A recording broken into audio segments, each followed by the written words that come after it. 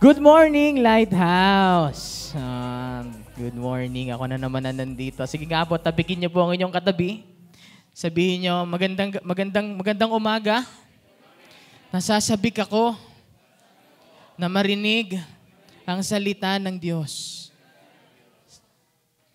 Sa kabila naman, sabihin mo, ako din. Palakpakan po natin ang Panginoon. Hallelujah. Ayan. So, sino po dito ang nakakasubaybay sa ating series for last Sundays po? Sino po ang nandito, ang present? Taas po ang kamay. Iyon. Palakpakan nyo ang inyong mga sarili dahil present kayo. Ayan. Okay. So, are you excited po sa word of the Lord sa ating, sa umagang ito for today? Excited po ba kayo? Tingnan nyo nga ang katabi nyo, mukha bang excited yan? Mukha naman excited no? Again, nasa Book of Romans po tayo. Kung tinatanong nyo pa rin kung sino pa rin yung kalbo na yan, hindi pa rin po namin kilala ni Pastor Ichan. Kasi last time tinatanong na rin kung sino yan. Baka pag nakalbo po ako, pwede po ako maging ganyan. Pero, I rebuke that in the name of Jesus. Di ba? Dahil malapit na. Dahil masyado pong mababait ang youth ministry, ang mga core natin sa youth ministry at ang mga leaders and volunteers. In Jesus' name. Sige, let's do a recap, mga kapatid.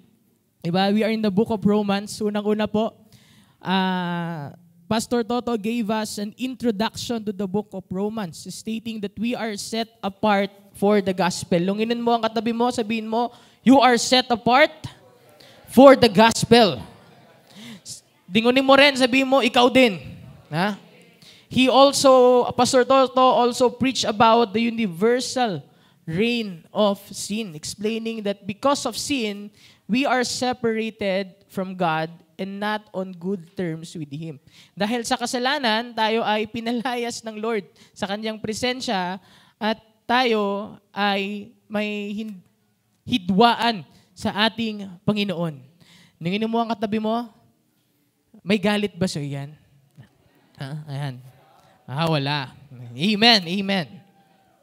Then, next, Pastor Leo talk about justification by faith, where God declares a person righteous based on the person and the work of, based on the person's faith and the work of Jesus.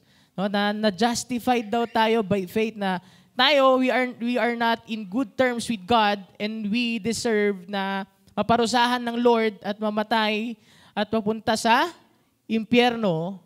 Pero dahil sa butihang loob ng Lord, ng ating Panginoong Hesus, siya po ang naging kabayaran sa ating mga kasalanan. Diba? Doon po nanggaling yung justification, na justified tayo sa harapan ng Lord. Now, we have this access again sa presensya ng Panginoon. Kung dati cast out ka sa presensya ng Lord, ngayon, in ka na ulit. Sabi mo sa katabi mo, in ka na ulit. Wag ka nang mag-out. Diba? In ka lang. Okay? Then, last Sunday, Pastor Ichan talked about the hope of glory, where we learned that Jesus was the counterpart of Adam. Diba? Si Adan po, he brought sin to this world. But Jesus brought life. Okay? We should put our hope in Christ knowing that someday we will be with Him in heaven. Or yung tinatawag nating glorification. Excited ba tayo makita ang ating Panginoong Hesus? Konti na lang nag-amen. Amen, Pastor. Amen.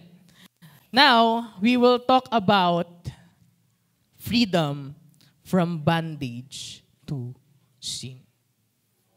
Wow, parang camp lang no? Sa camp, ito po ang una naming tawag dito, session. Freedom from bondage to sin. Diba? Na lahat daw tayo ay nagkasala at tayo ay nasa tanikala ng kasalanan. Dati yun. Yan. Sabi ng Romans chapter 6 verse 1 to 7. What shall we say then? Shall we go on sinning so that grace may increase?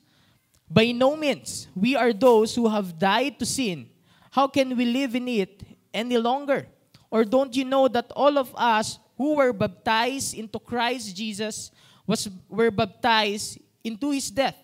We are therefore buried with Him through baptism into death, in order that Jesus, as Christ, was raised from the dead through the glory of the Father, we too may live a new life. In verse 5, for if we have been united with Him in a death like His, we will certainly also be united with Him in a resurrection like His. For we know that our old self was crucified with Him, so that the body ruled by sin might be done away with, that we should no longer be slaves to sin, because anyone who has died has been set free from sin. Panandalian po nating iyuko ang ating mga ulo at ipikit ng ating mga mata as we pray. Lord, salamat po, Panginoon, because you brought us, Lord, from dead, Lord God, to life, Panginoong Hesus. Salamat, Lord, dahil Ikaw, Panginoon, yung nagpalaya sa amin, Lord, sa tanikala ng kasalanan, Panginoon, at idinala kami, Panginoon, sa bagong buhay kung saan, Panginoon, we have freedom, Lord, to do your will. We have freedom, Lord, to enjoy the life, Lord God, na ibinigay mo sa amin at para sa amin lamang, Panginoong Hesus. Lord, I pray for every heart, Lord God, of the persons, Lord, na nandito, Panginoon, sa lugar na ito. Lord, would you open their hearts, O God, so that they may see, Lord God, kung ano, Panginoon, yung gusto mo para sa kanila, Panginoon, yung mga kabutihang ginawa mo sa kanilang buhay, Panginoong Hesus, at magbigay, Panginoon, ng papuri sa iyong pangalan lamang, Panginoon. Thank you, Lord. Ito po ang aming panalangin sa pangalan ni Jesus. Amen and amen and amen. So for us to understand, no, yung atin pong pagiging malaya sa kasalanan, kailangan muna nating pag-usapan yung kasalanan. Tingin sa katabi, hindi yan ang kasalanan, kapatid. Hindi yan. Okay? So what is sin? Ano daw po ang kasalanan? Sin refers to action and thoughts that are considered unrighteous in the eyes of God. Again, sin refers to action and thoughts that are considered unrighteous in the eyes of God. Yung mga actions daw natin or yung mga iniisip natin na hindi kaaya-aya sa harapan ng Panginoon, yun daw ay kasalanan. So hindi lang po namin nilimit sa action, pati yung thoughts. Kasi baka hindi mo nga ginawa, pero nandun naman sa isipan mo, ay hindi na yung kasalanan. Okay lang, pastor. Natumingin ako sa mga magagandang dilag dyan, hindi naman ako gagawa hindi ko naman i-convert into action. Hindi po, kapatid. Wala po tayong ligtas. No? Wala pong exempted sa kasalanan, mga kapatid. In Galatians, ano po yung mga works ng flesh sa ating buhay or yung tinatawag nating mga kasalanan din?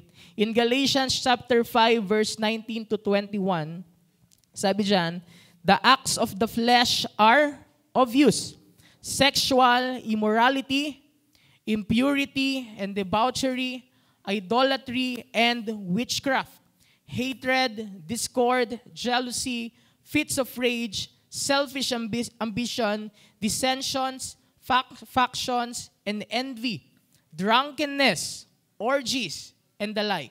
I warn you, as I did before, that those who live like this will not inherit the kingdom of God.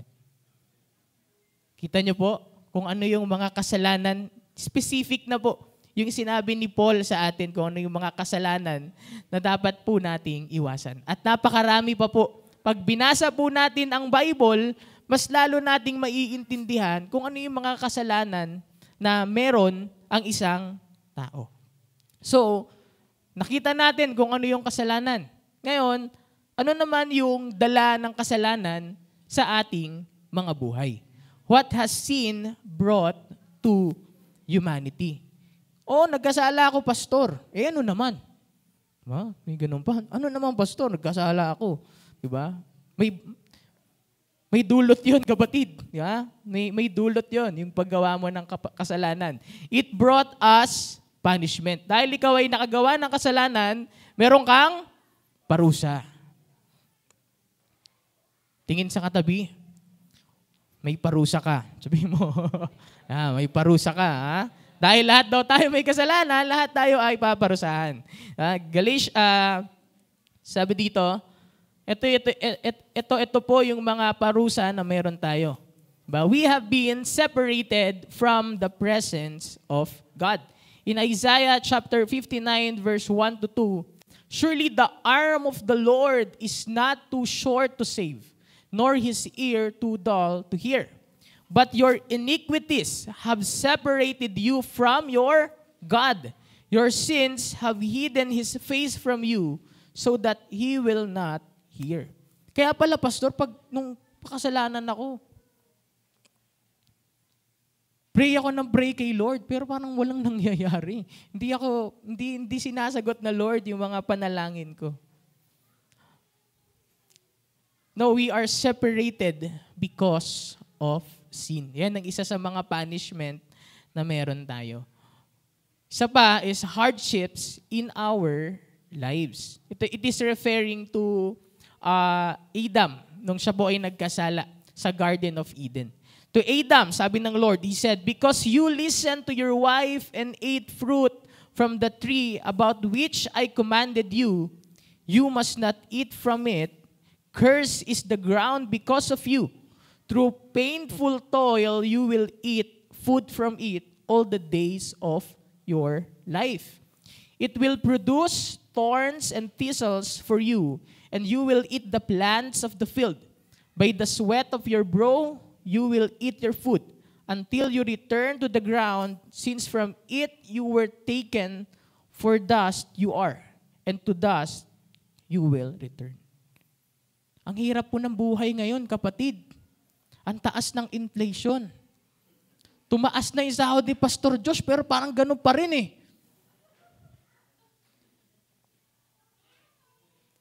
Mayaman si Pastor Josh, kay mag-alala. Parang walang nangyayari, di ba? Parang pahirap ng buhay. Dati pag pumupunta ako ng tindahan, nung bata po ko, bumibili po ako ng itlog. Malaki po yung itlog dati. Di ba? Malaki yun eh. Papabilihin ako, bili ka itlog. Bibigay lang po sa akin ng nanay ko, 3. Ngayon, kapag nawalan ng itlog, dyan sa refrigerator ninyo, pupunta kang tindahan, maghanda ka ng 10 piso. Dahil halos 10 piso na ang itlog ngayon. Pero mura lang kay Ate Tin. Sabay ganun, no? Sponsors. Egg Boy, ang itlog na mura. May moto na kayo. Pwede na akong mag-endorse, di ba? Ang hirap ng anong point? Ang hirap ng buhay ngayon, kapatid. Yung favorito mong itlog, ang mahal na rin. Diba? Na kailangan mong dumoble ng kayod, di ba? Meron din sa Facebook na para daw ikaw ay makapag-save ng mas maayos, kailangan mo daw mag-part-time job. Na hindi ka lang daw babase doon sa salary na meron ka sa kumpanyang pinasukan mo. Kailangan daw meron ka din part-time job para maging mas maayos ang ating buhay. At kaya pala gano'n na ganito ang buhay natin ay dahil din sa kasalanan. Yun daw yung dala ng kasalanan sa ating buhay. So una, ano yung dala ng kasalanan sa atin? Ano yung mga punishment? We are separated from the presence of God. Pangalawa, hardships in our lives. Pangatlo is, ito na yung ultimate, spiritual death. Tapikin mo ang katabi mo. Baka patay na yan, kapatid. Tapikin mo. Mukha lang. Tapikin mo. Nagulat yung mga ladies sa gilid. Para. Diba? In Romans chapter 6 verse 34, for the wages of sin is death. But the free gift of God is eternal life in Christ Jesus, our Lord. Na ang kabayaran daw ng kasalanan ay kamatayan. At iyon ang isa sa mga punishment na na-receive natin kapag gumagawa po tayo or kapag tayo ay namumuhay sa pagkakasala. So gusto po ba nating magkasala, mga kapatid? Ang hirap, no? Parang naghihirap ka na rito, may hardships ka na dito, hindi ka pa tinantanan hanggang mamatay ka, may hardships pa rin. May punishment ka pa rin pagdating mo sa impyerno. Diba? So, wag na po tayong magkasala, mga kapatid. In Romans chapter, and isa pang question, di ba? Habang ginagawa ko itong preaching ito, puro lang ako question, mga kapatid. Di ba? Yung unang question ko sa inyo, ano ba ang kasalanan? Pangalawa, ano yung punishment?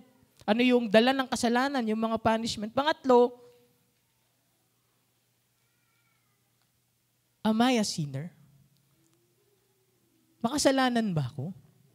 So based sa mga pinag-aralan natin kanina, nabasa mo yung kasalanan, inassess mo ba na isa ka sa gumagawa nun?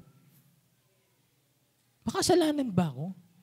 Pastor, gumagawa naman ako ng mabuti pero alam mo ba, meron po akong napanood sa TV. Isa sang testimony, sabi niya, doon sa 700 Club Asia. Akala niya na kailangan niya lang higitan yung paggawa niya ng kasalanan. Kailangan niyang higitan yun. So gagawa siya ng kabutihan para pagpapantayin niya lang. Ganon. Yung tatay ko po, meron siyang kaibigan. Sabi ng kaibigan ng tatay ko, tinanong siya ng tatay ko, sabi, "Pre, saan ka punta?" Hindi po to the moon ang sinagot nun eh. Opo. Sabi, "Pre, doon lang ako sa sisimbala ako. Babawas akong kasalanan." Kapatid, hindi po nababawasan ng kasalanan. No? Hindi po. Nung pinakinggan po natin si Pastor Leo, di ba? Wala pong kasalanan, hindi po nababawasan ang kasalanan natin. We are justified. Pero hindi po mababawasan ang kasalanan natin. Ang tanong, makasalanan ba tayo? Tanungin mo ang katabi mo, makasalanan ka ba? Ayaw sumagot Tagal Sabi dyan, yes, we are all sinners. We are born with sin and we deserve the punishment of God to us. Sa preaching ni Pastor Ichan last Sunday, sinabi niya na yung kasalanan daw is na-inherit natin kay Adan. Na hanggang ngayon, kapag ikaw ay pinanganak, ikaw ay merong kasalanan. And yes, we are all sinners. Diba? We are born with sin and we deserve the punishment of God to us. But in Romans chapter 5, verse 12, yan po yung sinabi ni Pastor, "Therefore, just as sin entered the world through one man," referring to Adam, "and death through sin, and in this way, death came to all people because all sinned." Lahat daw ay nagkasala. At sinabi ni Pastor Leo sa kanyang preaching, wala daw nakatungtong doon sa kaluwalhatian ng ating Panginoon. Kaya kailangan natin ang ating Panginoong Hesus para tayo ay makatungtong doon sa kaluwalhatian ng Panginoon. And in Romans chapter 3, verse 23, "For all have sinned and fall short of the glory of God." Yan po yung sinasabi ko. Pastor, makasalanan naman pala po kami. Ba't pa tayo nagsisimba? Di ba? Opo, kapatid. Kakasalanan din po ako. Pero naklik ko lang po pabalik. Opo, ikipilig ko po pa ganun na. We are sinners and deserve God's wrath and punishment. However, He is gracious and merciful. Our God is gracious and merciful. That through Jesus' death and resurrection, we are given freedom from the bondage of sin and its consequences. Now, we know that we are sinners. At alam din natin na dahil sa kagandahang loob ng ating Panginoon, dahil sa Kanyang grasya, and we believe in our Lord Jesus Christ, tayo daw ay pinalaya din. Hindi lang tayo na-justified, diba? Hindi lang tayo nakatungtong sa kaluwalhatian ng ating Panginoon. Dahil sa ating Panginoong Jesucristo, tayo din ay pinalaya mula sa bondage ng kasalanan. Okay?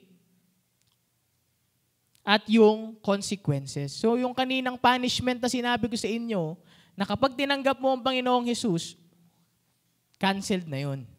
Okay? Then yung kapangyarihan ng kasalanan na nasa iyo, Dahil tinanggap mo ang Panginoong Jesus, wala na yon. Ibang power na yung meron ka. Tanong ako ng tanong. Diba? Ang tanong, kaya ba nating iligtas ang ating mga sarili? Diba? Sinabi rin ni Pastor Leo na hindi. Kasi si Jesus lang yung kayang magligtas sa atin. Wala tayong kakayahan. Diba? We cannot free ourselves from also sa kategory ng kasalanan. Ganun din. We cannot free ourselves from the bondage of sin through our own power. Tulad ng sinasabi ko kanina, na kahit pagpantayin mo yung paggawa mo ng kasalanan at paggawa mo ng mabuti, kahit higitan mo pa yung paggawa mo ng mabuti, pero nandun ka pa rin, namumuhay ka pa rin sa makasalanang buhay, kulang pa rin, kapatid. Hindi mo kayang iligtas ang iyong sarili sa kapangyarihan na meron ka. Sabi dyan, only the power of our Lord Jesus Christ can set us free from the bondage of sin. Tanging kay Kristo lamang. Hindi sa ating sariling kakayanan, kundi sa kakayanan ng ating Panginoon. Kaya ang unang sinasabi sa atin, di ba, pag tinatanggap natin ng Panginoong Jesus, sinusurrender mo ba yung buhay mo sa Panginoon? Kasi hindi mo kaya yun eh. Hindi mo kaya ang kapangyarihan na dala ng kasalanan. Tanging ang Panginoong Jesus lamang ang makakapagpalaya sa iyo, kapatid. Now, ang tanong. Ilang tanong na to? Bilangin niyo po Diba? How Jesus set us free from the bondage of sin. Paano tayo pinalaya ng ating Panginoong Jesus sa ating mga kasalanan? Unang-una, Jesus was crucified and died on the cross so that the power of sin might be broken in our lives. Our sinful lives could die and be buried with Him. No? In the preaching of Pastor Leo, mga kapatid, about justification by faith, diba? He demonstrate kung paano nag-work yung justification. Diba? We, being sinners, and Jesus being righteous. Diba? Isang makasalanan, isang matuwid. Ito ang Panginoong Hesus. Ito tayo.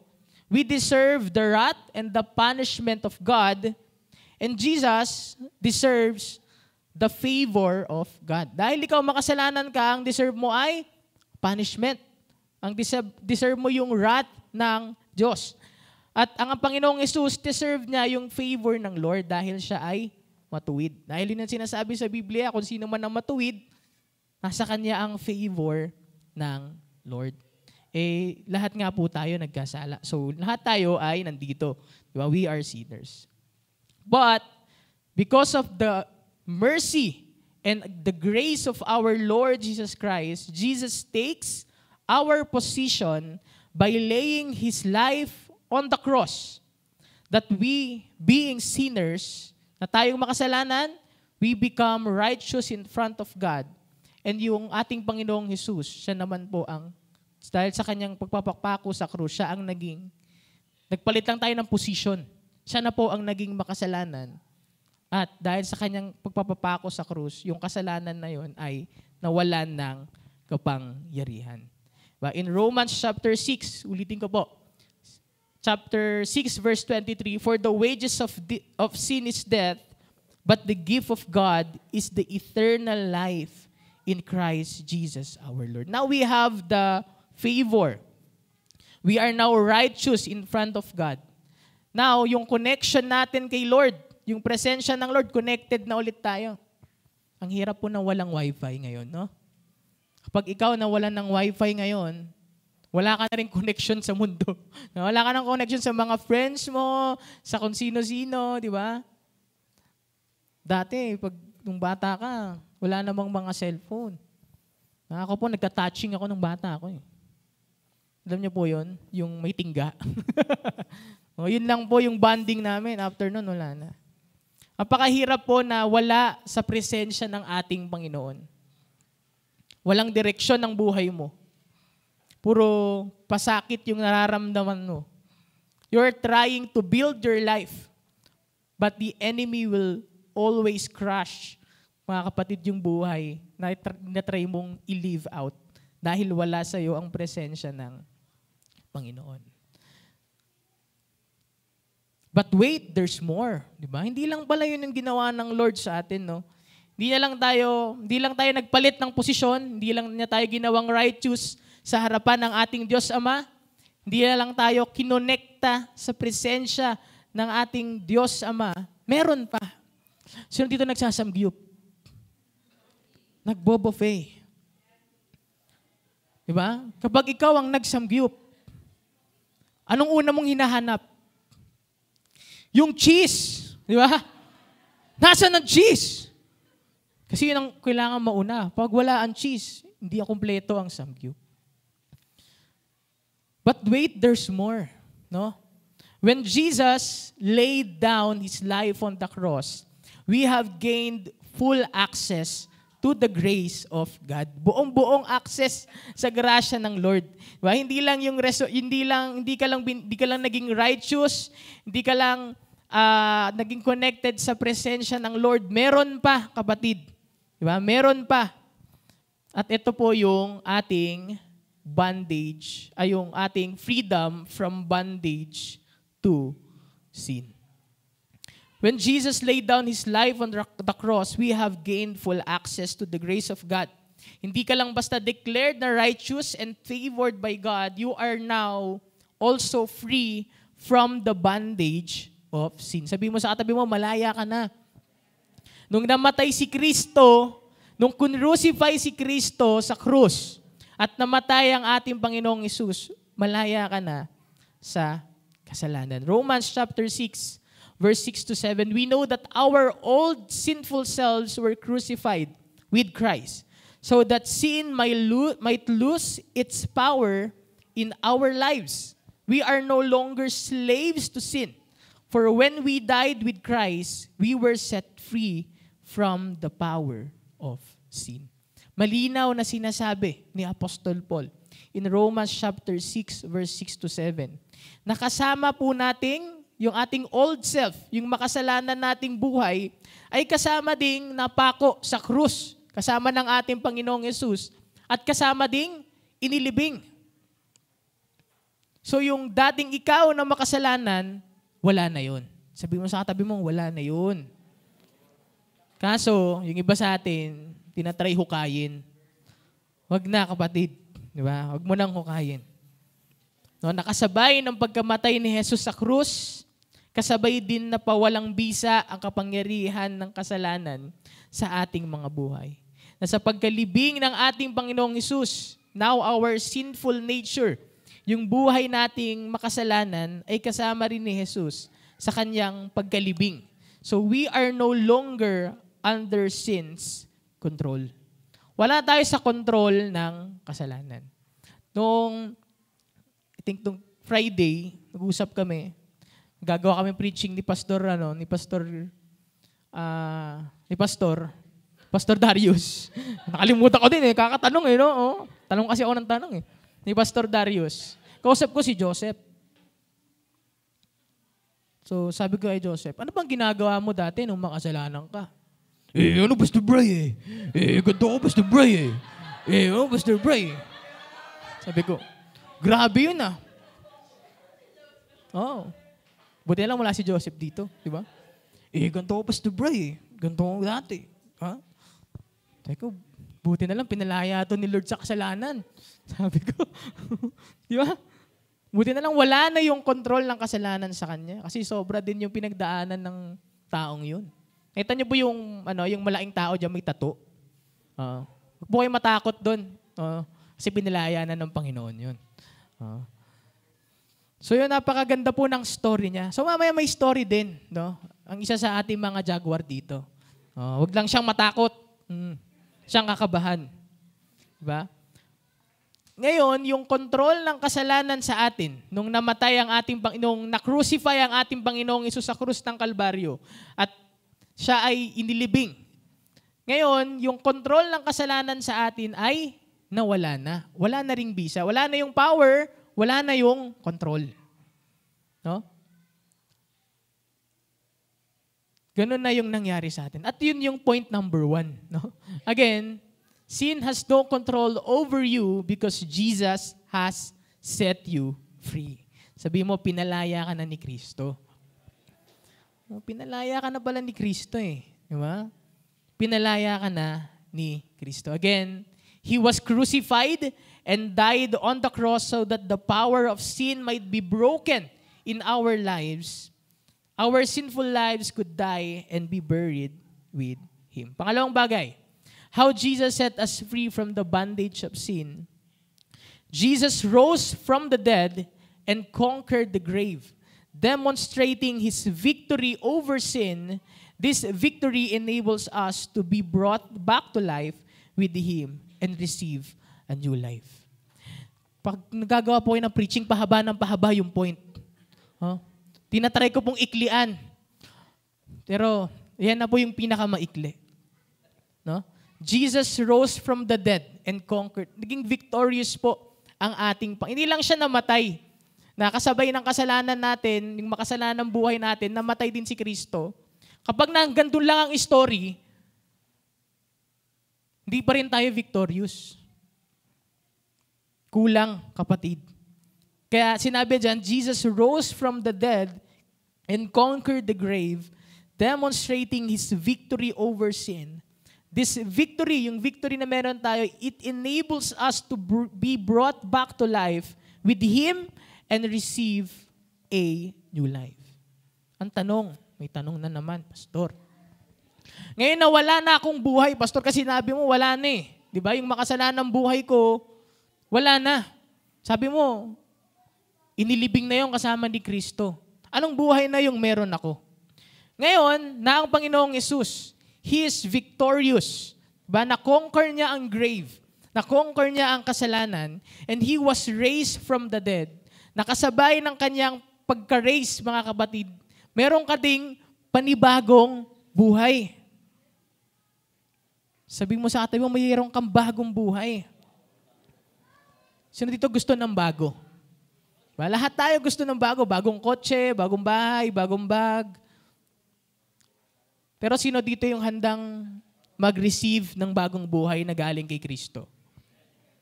Dapat ready rin tayo, di ba? In Romans chapter 6, verse 8 to 10, now if we died with Christ, we believe that we will also live with Him. For we know that since Christ was raised from the dead, He cannot die again. Death no longer has mastery over Him. The death He died to sin once for all. But the life He lives to God. And in verse 11, in the same way, mga kapatid, count yourselves dead to sin, but alive in God, in Christ Jesus. So meron ka na ngayong bagong buhay. Dahil patay na yung dating ikaw, yung old self mo, yung makasalanang buhay mo, wala na yon. At paano yun nangyari?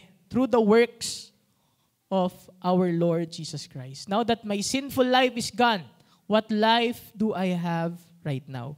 Meron ka ng panibagong buhay. Hindi na yung dati mong buhay. Hindi ka pwedeng doon ka pa rin. Diba? Meron ka ng bagong buhay. Diba? And in this new life, diba, through the works of Jesus, He has given us new life, new nature, and new freedom. Ang daming bago, Pastor. Gusto ko yan. Diba? Nung tayo ay pinalaya ng Lord mula sa kasalanan at inilibing yung ating makasalanang pagkatao kasama niya, binigyan niya tayo ng bagong buhay. At yung bagong buhay na yon, meron tayong bagong buhay, bagong nature, at bagong freedom. Daming bago. Unahin natin. Diba? Una yung new life in Romans 6. Chapter 6, verse 6. So kayo na lang po mag-search. Diba? In this new life, sin is powerless. Diba? Yung bagong buhay natin, wala na doon yung kapangyarihan ng kasalanan. Dahil wala na yun. Diba? Bago na kasi to. Diba? In our new nature, in this new nature, we view our old selves as dead. And instead, we are alive in Christ. Diba? Patay na yung dati nating katauhan, yung makasalanan, at buhay tayo, meron tayong bagong buhay kay Kristo. And ngayon, we have new freedom. Yan. Dati kasi, nung makasalanan tayo, we have the freedom to do sin. Ba? And ang bandage natin yun, yung paggawa ng mabuti. Ba? Hindi tayo makagawa ng mabuti dahil makasalanan tayo. Kaya sinasabi ni Paul sa kanyang writings, gusto kong gawin yung pinapagawa sa akin ng Lord, pero hindi ko magawa. Ba? Ang sabi sa kanta, gusto kong bumait, pero hindi ko magawa. Dahil nga makasalanan ka. Diba? Pero ngayon, nagkabaliktad na. Now, nung pinalaya ka ng Lord sa kasalanan na meron ka, binigyan ka niya ng bagong buhay. Now, you have the freedom, diba? Na gawin yung tama sa harapan ng Panginoon. At tigilan na yung paggawa ng kasalanan. So, you are no longer under sin's control. Wala ka na sa control ng kasalanan. Now, you can now respond to the calling of God, and that is to live righteously for Him. Kaya yung mga tumatanggap kay Kristo, laging may abang yan na transformation. We can now commit ourselves to obey Jesus in perfect freedom. In short, yun yung pagiging born again, yung born again experience. Yun na yun. Anong religion mo? Sabi mo, born again. Hindi po, experience po yun. Ayun po yung nai-experience natin, mga batid. Kristiyano po tayo. Diba? Yan po yung nai-experience natin. Dahil binigyan tayo ng bagong buhay. From makasalanan, binigyan tayo ng bagong buhay ng ating Panginoon. Not in your old sinful condition. Hindi ka pwede ma-born again, tapos ganun ka pa rin. Yung old condition mo pa rin yung nananatili, nananalaytay, di ba? But with a new life, a new nature, and a new freedom, so that you may not return to your old sinful ways. Ang galing ng Lord, no? Hindi niya lang pinako yung kasalanan, sinabi, wala ka ng power. Ano pong ginawa niya? Meron ka pang ilulook forward. Meron ka pang gagawin. Para hindi mo talaga gawin, or di ka talaga bumalik doon sa makasalanan mong gawain. Ganon tayo minsan, no? Pag hindi tayo masyadong busy sa mga ginagawa natin, may tendency na bumalik tayo sa mga dating habit na meron tayo. Pero dahil busy ka na ngayon sa kingdom ng Lord, ba?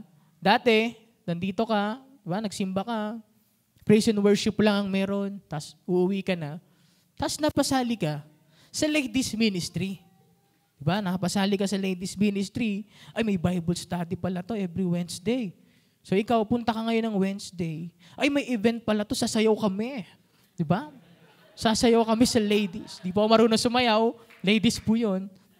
Diba? Ngayon, ang busy mo na ngayon sa kingdom ng Lord. Ngayon, hindi mo na naiisip or di mo na tinatry na bumalik sa dati mong buhay dahil napakaayos na ng buhay mo dito sa bagong buhay na binigay sa'yo ng Panginoon.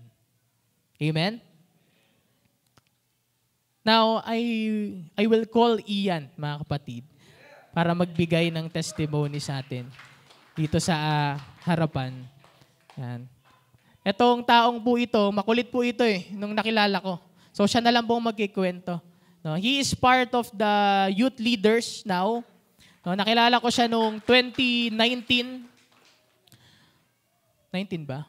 2019 ba nakilala? Wala ito 2019, no? Tapos umalis siya, tapos siya na magkikwento. Okay ka na magkwento.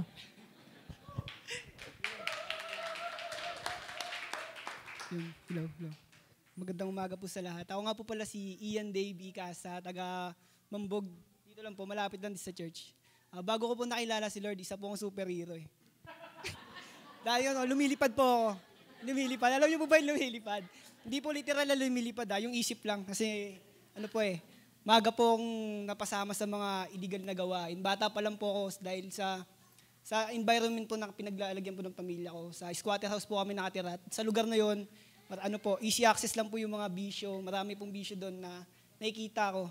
Hanggang sa unti-unti habang lumilipas po yung panahon na papasama na din po sa mga kabataan na tumitikim po ng marijuana. Napabisyo po ako sa mura kong edad. 13 years old po ako nung una kong beses makatikim. Hanggang sa patuloy po yun hanggang sa nagbinata. Grade 6 student po ako nung natuto ako magbenta, magpasok ng marijuana sa loob at labas ng paaralan. Di po yun po. Tapos hanggang sa nag-high school, patuloy po, mas lalong lumala. Mas lalong maging talamak yung buhay ko. Naging napasama po ako sa mga taong, mga kaibigan ko rin po, mga umaakit po sa bundok para magbaba po dito sa Bacoor.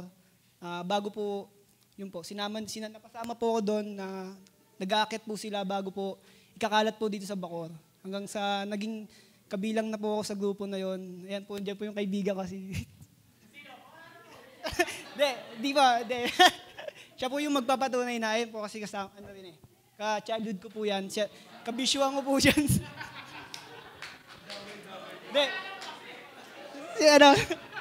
Jaguar din yan. Si Jaguar number 4. Di po, yun po. Hanggang sa, yun nga po, naging hindi maganda. Hanggang sa napariwara na po yung buhay ko. Na tumigil po ako ng pag-aaral para lang magbisyo, magbenta. Dahil akala ko po yung pagbibisyo, hindi masama. Akala ko noon, nalason po yung isip ko na yung pagbibisyo po, pagmamariwana. Okay lang yun, basta wala kang tinatapakang iba, wala kang ginagawang masama. Pero mali po pala sa paningin ng Panginoon kasi malaking pagkakamali po talaga yon. Hanggang sa, yung po 2018, nung time na may kaibigan po ako, nakasama ko po siya, umakit po kami ng Kalinga. Nakulong po siya. Minordedad po lang po na prema po sila sa Kalinga, sa lugar ng Kalinga, sa norte. Nakulong po siya sa Boys Town. Yung mga time na po na yon na magkausap po kami, nagkakamustahan. Nabanggit niya po sa akin na nagsisimba na daw siya. Tapos nabanggit niya po na lighthouse daw po yung simbahan nila. At dati po dito lang po sa tapat na tambay. Kaya nakikita ko po ito bagong gawa pa lang. Nabanggit ko po sa kanya na sabi ko, may church dito na bagong tayo. Sabi niya po, paglabas niya daw po, punta daw po kami dito kahit wala kaming kilala. Sinamahan ko po siya sa trip niya. Nung una po, wala po talaga akong idea kung ba't ako nandito. Hindi ko po para kilalanin si Lord. Para lang po sumama sa Kanya. Para lang masabi na nagbago na yan. Di na gumagamit yan. Ayun po, napasama po ako sa Kanya. Kasi sumama po ako sa trip niya. Hindi po, wala po siya dito eh. Yun po, siya po talaga yung sabi niya sa akin na magsimba kami para yun. Pero hindi po kilalanin si Lord eh. Kumbaga para lang maging malinis ka sa paningin ng tao. Kaya, yun po. Ang una kong nakilala po dito si Pastor Josh. Siya po yung...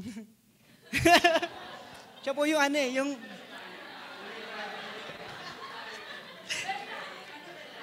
Di po. Nung tayo...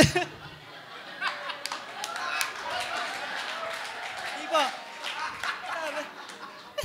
Siya po yung kumakausap sa amin kada punta po namin dito sa Sunday service. Siya lang po yung lumalapit sa amin kasi yung itsura namin nun parang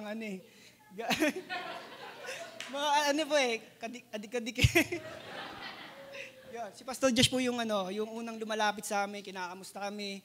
Minsan po niyayaya niya kami lumabas pero di po namin siya sinisipot. Kasi nga po may mga kasalanan pang ginagawa, hindi pa namin maamin sa kanya. Hindi niya kami kilala na lubos. Kaya nahihiya po kami. Kaya yun po, time po na pandemic, pumasok po yung pandemic na tuluyan po kaming nawala sa simbahan, di na po kami nagparamdam. Yun po, wala na po kasi na mas lalong lumala po yung kalagayan namin sa pagbibisyo, mas lumala. Kasagsagan po ng pandemic, tuloy-tuloy pa din po kami. Wala pong tigil sa pagbibenta. Hanggang sa time na 2021 po, January, pumana po yung tatay ko. Kami lang dalawa po nun sa bahay, walang ibang kasama. Nandiyan po yung kaibigan ko, kami dalawa si Ronnie po. Si Ronnie po yung kasama. Di ba? Si Ronnie po, kasama ko sinugod po namin yung tatay ko sa ospital kasi wala pong yung mga kapatid ko po noon, nasa po sila stay sa trabaho. Kami dalawa lang po ng tatay ko mag-asama sa bahay. Sinugod ko po sa ospital, hanggang yun na nga po, dead on arrival na rin po. Wala nang, kumano po yung tatay ko. Yung time na po na yun, napaisip po ako kung ano nga bang kabuluhan ng buhay ng isang tao. Sobrang sa kalungkutan ko po, napaisip ako kung bakit ganun. paano ka nga lang ba di sa mundo? Ano nga bang purpose mo dito? Diba? Magabot nga lang ba ng mga yaman? Maging sikat na ano? Dati po kasi may time na ano rin po ako sa mga grupo ng mga rapper. Sumusulat po kami ng kanta. Tapos yung time na po na yun, parang gusto ko lang maging sikat po na rapper. Dami kong pangarap pero yun nga po, napatanong ako kung ano nga bang purpose ng buhay. Kayo ba? Tatanungin ko yun. Ano nga bang purpose ng buhay ng isang tao? Magabot nga lang ba ng yaman, maging sikat ka, maging kilala ka?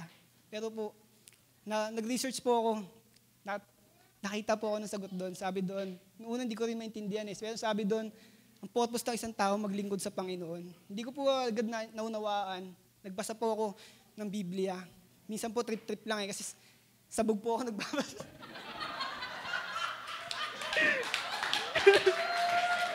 Yun nga po, trip-trip lang. Kaya gusto ko ano lang po, parang nagbabasa po ako ng Biblia pag high na high po ako. High na high po ako. Pero hindi ko maintindihan yung Biblia. Unti-unti po, nangungusap sa akin ng Panginoon. One time po, may nagyaya po sa akin ng trabaho sa Quezon City, staying po. Doon po sa pag-iisa ko doon, medyo homesick din po, nalulungkot din po ako. Nangungusap po sa akin yung Panginoon sa pagbabasa ko ng Biblia, nabasa ko po doon yung Mark 8, chapter 36. Sabi doon yung, kung ano nga bang, yung umabot mo nga lahat ng yaman di sa mundo, pero mapahamak naman yung kaluluwa mo. Doon po na-realize na dami kong kasalanan sa Panginoon. Kasi yung mga pinaggagawa ko, lahat walang kabuluhan, lahat makamundo. Kaya po, yung time na yun, na-realize ko na makasalanan ako. Kailangan ko ng kapatawaran ng Panginoon. Nagpatuloy po ako sa pagbabasa. Hanggang sa, napakinggan ko po yung preaching ni si Pastor Josh na naman. Talagang ginagamit. Kasi paano po yung following Jesus at pamagat nun. Tapos di ko alam kung ngayon talaga yung sinabi ni Pastor Josh o parang yung Panginoon mismo yung nagsabi sa akin. Sabi doon na, ang pagbabago hindi na pinapabukas yan, ngayon na mismo, decision mo yan. Then time na yun po, gusto ko na magbago, umiyak po ako sa Panginoon, Lord, tulungan mo ako magbago, hindi ko kaya. Kasi kada uwi ko sa Cavite, kasi yung lugar po namin talagang talamak Kasi abutan ka lang ng mga tropa. Talagang, sige, ganun po yung namin sa lugar namin. Yun po, gusto ko na po magbago pero hindi ko magawa. Time na po na yun, napalood na lang po at sinuko sa Panginoon yung buhay ko. Sabi ko, Lord, tulungan mo ako, hindi ko kaya magbago. Unti-unti po na meron pong nangyaring pagbabago sa buhay ko. Yung time na yun, tinulungan talaga ako kasi hindi ko kaya magbago Kada uwi ko, Lord, nagkakasala ako sa'yo. Sinuko ko na sa'yo ito, Lord, pero bakit ko nagagawa? Kaya, yung time na yun, may himalang nangyari. Nung time na umuwi ako ng Cavite, naghahanap ako ng pantalon na masusuot para umatin na rin ako dito sa church. May nakapa ako. Merong item. Grabe talaga si Satan Pag talagang nakakay-Lord ka na, di siya papayag na mapunta ka sa Panginoon. Kumpleto, pastor, may lighter. Kumpleto, ano mo na lang. Ako na lang po talaga. Kumpleto. Grabe si Satan, di ba? Aatakin ka niya, ayaw niyang mapunta ka sa Panginoon. Tapos yun po, yung time na yun na pumasok sa isip ko na sinabi sa 2 Corinthians 5:17 na kung isang tao ay nakipag-isa na kay Kristo Jesus, siya ay bagong nilalang na. Yung naisip ko, isa na akong bagong nilalang, hindi na ako para dito. Ang nangyari po, yung tube po na hawa, yung pare-parnalya po, binato ko po sa pader, binasag ko. Binasag ko po. Hanggang sa po. Pero matindi nangyari, pastor. Maya-maya, dumating yung utol ko. Galit na galit. Yung pala sa kanya yun.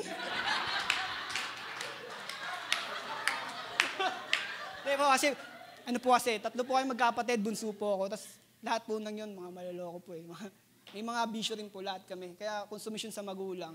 Madalas ako sinasabihan ng nanay ko na pag ikaw talaga nakulong.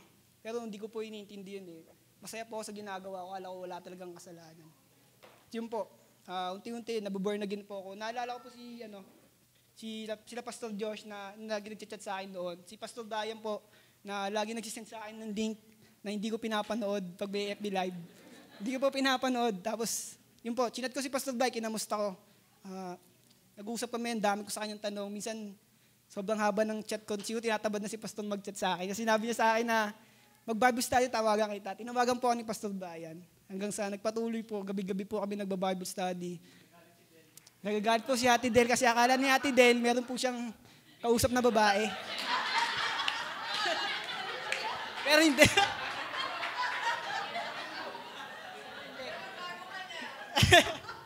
Ganun po, kaya mainit po dugusan ni Ate Del. Yun po yung dahilan. Medyo ko lang. At yun na nga po, tuwing gabi po kami nagba-Bible study, meron po kami, si Pastor Bay meron ding iniibitang iba, pero ako lang po madalas, one-on-one po kami. Hanggang sa sinali po ako ni Pastor Bay sa sa iba pang Bible study kasama yung mga youth natin dito sa unang Alpha. Sa Alpha, doon po ako graduate nung una. Doon ko po mas lalong nakilala si Lord. Hanggang sa nagpatuloy po akong magpagamit sa Panginoon. Ngayon nandito na po ako sa church. Isa na po ako sa mga leader daw. Yeah. At nagsa rin po ako sa mga kabataan sa mga zoning po nagtuturo ng kabutihan ng Panginoon sa isang taong makasalanan na hindi ka pariwala sa Panginoon eh. Kasi mahal kayo, si Lord na parito para sa atin, hindi sa mga matutuwid. Ayun po yung nabasa ko na talagang nagpalambot ng puso ko na si Lord pala na parito, hindi para sa mga matutuwid, kundi para sa tulad kong makasalanan. Na handa niyang ibigay yung buhay niya para sa'yo. Siya'y pinako sa krus. Dapat ako yung pinako sa krus kasi ako naman yung makasalanan eh. Pero napakabuti ng Panginoon kasi pinako siya sa krus. Diba? Ayun po, maraming po salamat sa mga taong nandito, sa mga leader ng simbahan na to kasi dito ako mas lalong nakilala si Lord sa simbahan na to. Dito na po kami natutulog ng mga jaguar. Dito na po kami nakatira. Yun po, salamat po kala Tidea, kala Pastor Toto, sa lahat po ng mga pastor na nandito na tumanggap sa amin dahil sa pag-ibig nila sa Panginoon. Dahil kung sa iba, tablado na kami. Uy, mga adik yan. Pero dahil sa pag-ibig nila sa Panginoon, dahil kilala nila ang Panginoon, kaya kami nandito. Salamat sa lahat ng mga taong yun po. Ako nga po pala si Ian. From death to life, darkness to light, sin to freedom. Amen. Oh, glory to God. Halika dito. Balik ka rito. Pag-pray natin si Ian. Mag-pray natin. Lord, salamat po, Panginoon, sa testimony ni Ian. Lord, thank you, Lord, dahil ikaw, Panginoon, ang nagbago sa kanya, Panginoon, yung kapangyarihan mo, Panginoon, yung at work sa kanyang buhay. Thank you, Lord, dahil patuloy mo siyang ginagamit, Lord, sa iyong ministeryo. Lord, I pray na he will run, Lord God, this race at the end, until the end, Panginoon. Thank you, Lord. Ito po ang aming panalangin sa pangalan ni Jesus. Amen and amen. So, nakita niyo po, no, yung from tandikala ng kasalanan, binago ng Panginoon. Nakita niyo po, yun po, true to life na yun. No? So, pala hindi na ako nagturo, si Ian na lang tinawag. So, having learned all of this, shall we continue on sinning? Nung natutunan natin tong mga to, yung mga tinuro po ni Apostol Paul, at sinabi ko po sa inyo, tayo ba ay dapat patuloy pang magkasala? Ano pong sabi ni Apostol Paul in Romans chapter 6 verse 12 to 14? Therefore, do not let sin reign in your mortal body, so that you obey its evil desires. Do not offer any part of yourself to sin as an instrument of wickedness, but rather offer yourselves to God as those who have been brought from death to life. And offer every part of yourself to Him as an instrument of righteousness. For sin shall no longer be your master, because you are not under law, but under grace. Yan po ang mandato sa atin ni Apostol Paul. Ngayon na nalaman mo na meron ka na ikaw ay pinalaya na ng Lord sa mga kasalanan mo. Yung makasalanang buhay mo ay wala na. At binigyan ka ng Lord ng bagong buhay ngayon. At sa bagong buhay na yon, meron kang, again, bagong buhay, bagong pamumuhay, at bagong freedom. Now, nalaman natin yon, mga kapatid. Apostle Paul tells us not to continue living our sinful lives since we are free from sin through the works of Jesus. Ano po yung mga gawa ng ating Panginoon? Yung crucifixion, yung death, and His resurrection. He commands us to walk in the righteousness of God and offer our new lives to God as those who had been brought from death to life. Mga kapatid, sabihin mo sa katabi mo, you have been brought from death to life. Isa pa. 1, 2, 3, go. You have been brought from death to life. Palakpakan po natin ng Panginoon. May I ask the worship team to come here in front.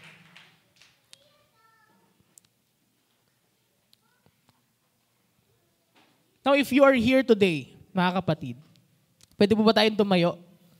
Now that, if you are here today, and this preaching is nangusap sa'yo, kapatid, you know that in your heart, nandun ka pa rin somehow nandun ka sa buhay na malapit pa rin sa kasalanan. Or, totally, namumuhay ka sa kasalanan, kapatid. Or maybe you are here and you are asking help from the Lord. Dahil yung tanikala ng kasalanan ay patuloy na at work sa'yo. At every temptation ng kalaban sa'yo, hindi ka makawala. If you are that person, kapatid, now the worship team will sing us a song. And we will sing this song. That as we sing this song, hayaan natin na mangusap ang Panginoon sa ating buhay. Hayaan natin na magtrabaho ang banal na spirito sa ating mga buhay, mga kapatid. We have been brought from death to life. Tayo ay binigyan ng Lord ng bagong buhay. Tayo ay pinatawad. Tayo ay pinagkalooban ng pabor ng Panginoon. Now offer your life unto the Lord, kapatid. Hallelujah.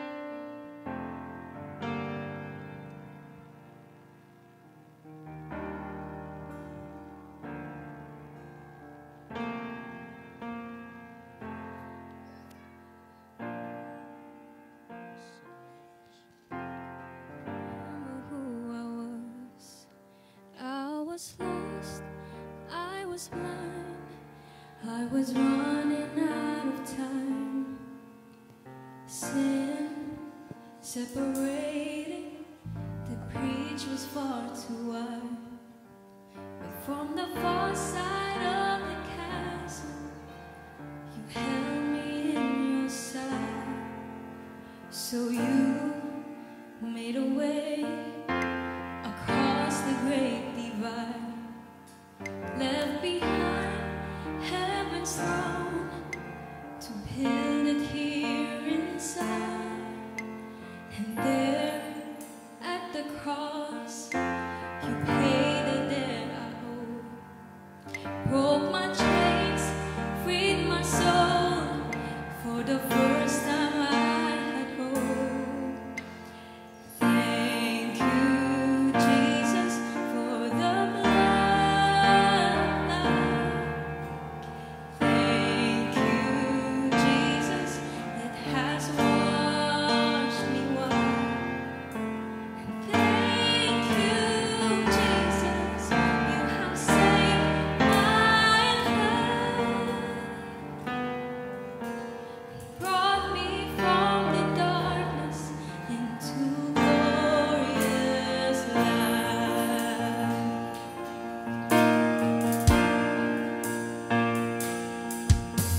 And you took my place, laid inside my tomb of sin. You were buried for 3 days, and then you walked right out again. And now death has no sting, and life has no end. For I have been transformed by the blood of the Lamb. Thank you, Jesus, for the blood of life. Thank you, Jesus, it has washed me white. Thank you, Jesus, you have saved my life. Brought me from the darkness into glorious light. Hallelujah. Come on, let's sing unto the Lord. There is nothing stronger than the one who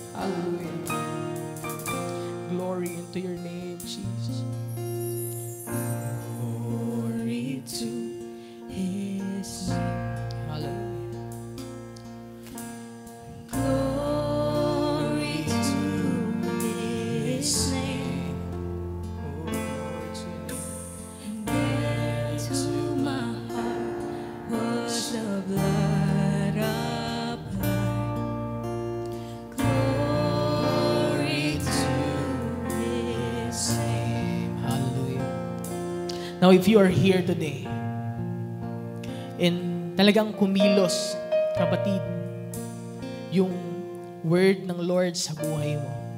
And gaya po ng sinabi ko kanina, if you are here today, na hanggang ngayon namumuhay ka sa kasalanan, kapatid. And merong mga temptation kang kinakaharap. At dahil doon, nagawain ng kalaban at dahil doon, ikaw ay nagkakasala sa Panginoon. Or tulad ni Ian, kapatid, na gusto mong isurrender yung buhay mo sa Panginoon dahil alam mo na makasalanan ka. With all eyes closed, mga kapatid. With all heads bowed down. You know, there is no condemnation in the presence of God. Kung ikaw, kapatid, inaamin mo sa sarili mo na, Lord, ako po, nagkasala ako. Lord, may mga pagkakataon na yung temptation ng kalaban ay sobrang lakas. And it caused me, Lord, to sin. If you are that person, kapatid, with all eyes closed, with all heads bowed down, can you just raise your hands, mga kapatid? If you are that person, can you just raise your hands? No, bang itaas ang iyong kamay, and we will just pray unto the Lord. Hallelujah. Hallelujah. Hallelujah. Hallelujah. Let us pray. Hallelujah.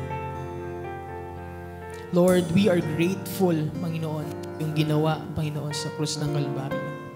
That because of you, Lord God, because of your grace, Lord, because of your mercy, Lord, because of the things, Lord God, na ginawa mo, Panginoon, sa krus ng Kalbaryo, yung pagpapakasakit mo, Panginoon, yung pagpapagal mo, Panginoong Hesus, yung pagbaba mo dito sa lupa, Panginoon. Because of all those things, Lord God, Lord, we have this kind of life that we have right now.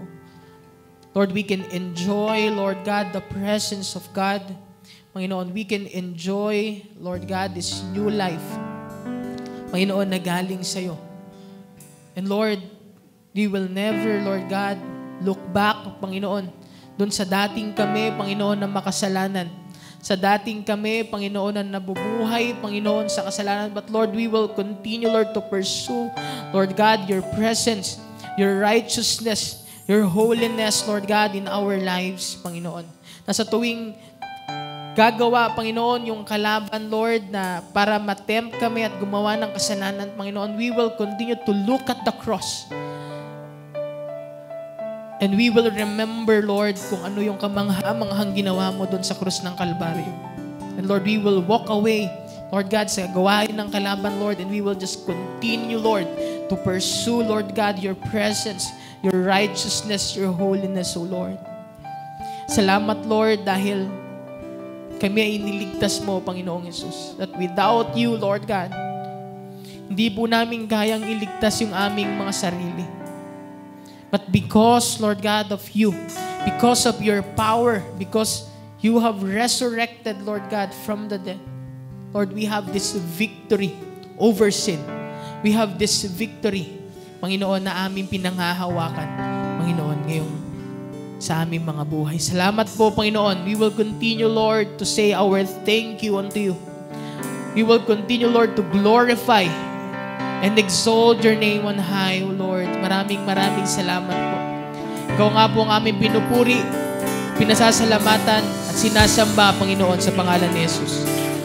Amen and amen and amen. God bless you, kapatid. See you next Sunday po.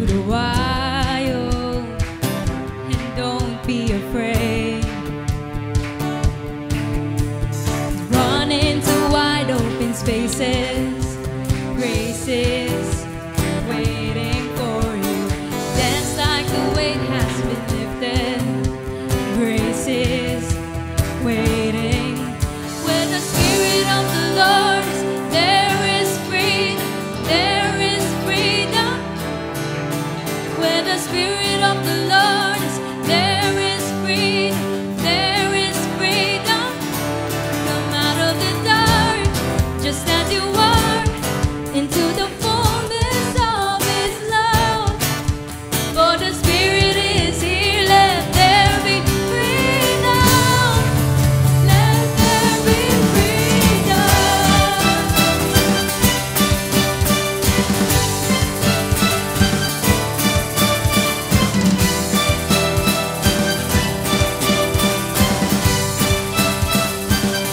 Bring all of your burdens, bring all of your scars. Come back to communion and come back to the start. Drawn into wide open spaces, grace is waiting for you. Dance like the weight has been lifted. Grace is waiting. Where the Spirit of the Lord is, there is freedom, there is freedom. Where the Spirit of the Lord is, there is freedom, there is freedom.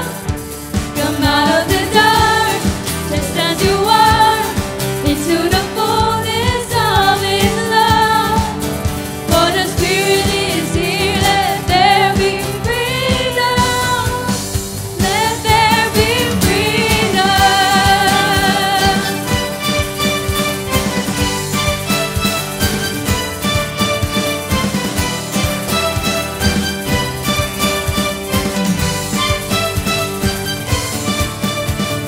Chains will fall, prison shake at the sound of Jesus' name. Lives made whole, hearts awake at the sound of Jesus' name. Chains will fall, prison shake at the sound of Jesus' name. And lives made whole, hearts awake at the sound of Jesus' name. Where the Spirit of the Lord is, there is freedom, there is freedom. Where the Spirit of the Lord is, there is freedom, there is freedom. Come out of the dark, just as you are, into the fullness of His love. For the Spirit is here, let there be freedom, and let there be freedom.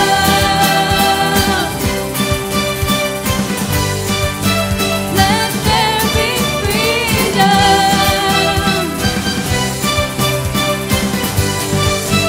Let there be freedom. Thank you, Lord God, for the freedom you've given us, Lord God. Thank you for laying your life, Lord God, on the cross for us. We honor you through our praises, Lord God. We love you. We honor you, Jesus.